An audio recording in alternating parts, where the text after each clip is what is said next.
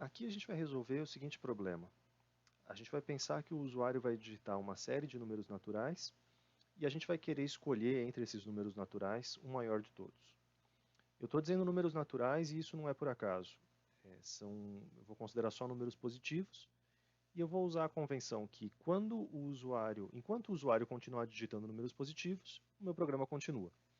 Na hora que ele digitar o primeiro número negativo, o meu programa vai se interromper.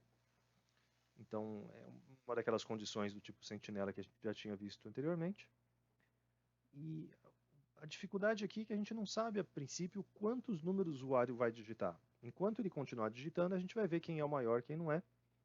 E, então é um bom momento para a gente explicitar uma estratégia bastante comum em programação. Eu vou começar o meu programa como sempre, então, nosso cabeçalho padrão. Aqui eu não vou usar nenhuma função externa, simplesmente a nossa função main vai fazer tudo.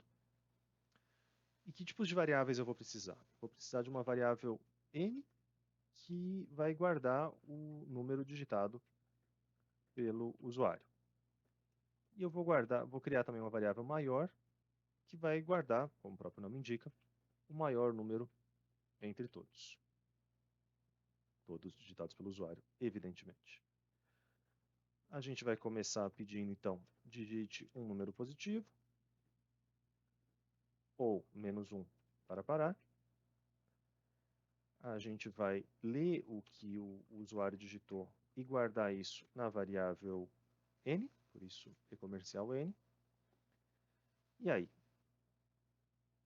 enquanto o nosso n for maior ou igual a zero, enquanto n for positivo, a gente vai fazer certas coisas. E quais são essas coisas? Bom, em primeiro lugar, vai ter que continuar repetindo isso, vai ter que ficar pedindo para o usuário digitar mais números, mais números, mais números. E a ideia é, se a pessoa digitou um número maior do que o maior que eu tinha até então, isso quer dizer que eu tenho um novo maior. Então, parte da nossa lógica seria o seguinte, seria falar, se o nosso novo número é maior do que o meu maior até agora, então maior vai receber n. Eu vou atualizar o meu novo número maior. Qual que é o problema disso? Eu nunca falei quanto é que valia maior em primeiro lugar. Então eu preciso inicializar essa variável maior de alguma forma. E já que a gente está fazendo desse jeito, que a gente pede para o usuário digitar um número n antes mesmo de entrar no nosso loop, a gente poderia fazer a maior recebe n. Então, antes da gente começar o nosso programa, começar a nossa repetição, maior vai receber o primeiro número que o usuário digitou. Enquanto ele estiver digitando números positivos, o que eu faço? Eu peço para ele digitar novamente. Então, aqui com tabs eu vou arrumar a indentação. O usuário vai digitar um novo número. Eu vou salvar esse novo número na variável n. E se n for maior do que o maior, eu vou então eu vou atualizar o valor de maior. A hora que o usuário digitar um número negativo, esse número negativo vai fazer com que a gente saia do loop. Então, eu posso então mostrar o maior número, desculpa, não deveria ter colocado esse acento, o maior número é, e aí o maior número vai estar salvo na variável maior. O nosso return zero para encerrar o programa. Esse não é um programa super perfeito, tá? Ele não... se o usuário digitar, por exemplo, -1 na primeira de todos os números, bom, acabei de perceber um errinho aqui, né? Eu estava com acentos na cabeça hoje.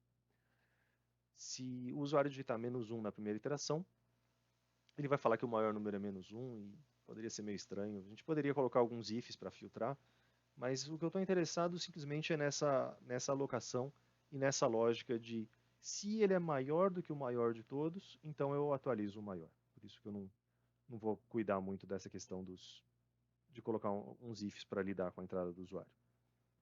Então, vou digitar o número positivo 10, o número positivo 20 e o número positivo 100, e eu vou dizer que foi suficiente.